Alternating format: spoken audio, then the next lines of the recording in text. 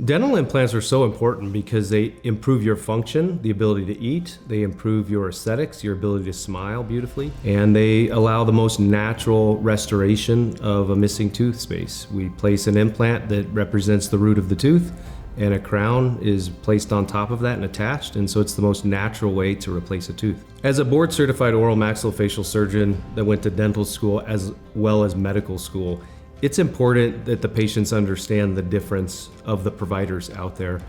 Our difference is we take things from a medical approach, looking at the jawbone, looking at the tissues, and overall looking at the patient's health history, whether they have diabetes or they're perfectly healthy. I'm able to evaluate those things differently than just a dental provider can. One of the most interesting facts about dental implants is the varying success rates you hear about. A neighbor might come out and say, well, implants are bad, they had one fall out. Another neighbor might come out and say, my implants are perfect, I love them, I can eat all the foods I want and smile normally. The reality of it is the varying number of providers today placing dental implants and their experience level. I've placed over 10,000 dental implants, and I've seen everything from poorly placed implants to implants that were placed in the wrong spots to implants that were just, quite frankly, poor material choices by the dentist to save money. So I've seen almost everything in oral surgery at this point in my career. Specifically, the most common mistakes we see are that the implants are placed in the wrong position.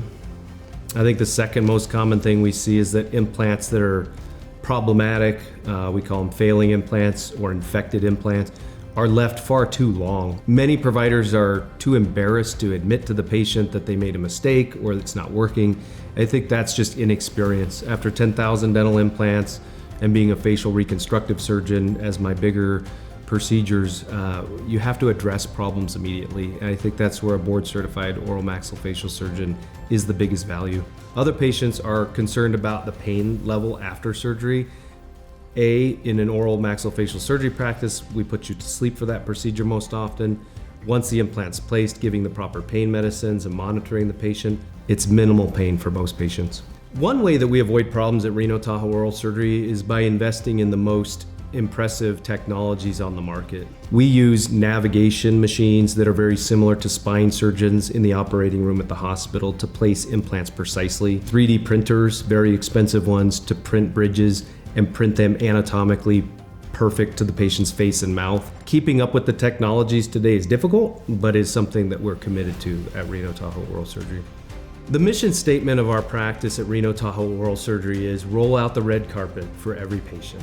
We don't put timelines on how long you're going to be in the procedure. We make sure that the procedure is done properly without trying to book 25 patients per surgery day or a certain dollar amount. The most important thing for us is that the surgeries are done as perfectly as we possibly can do them. We don't build teeth from a specific model that's the same for everybody with a cookie cutter approach.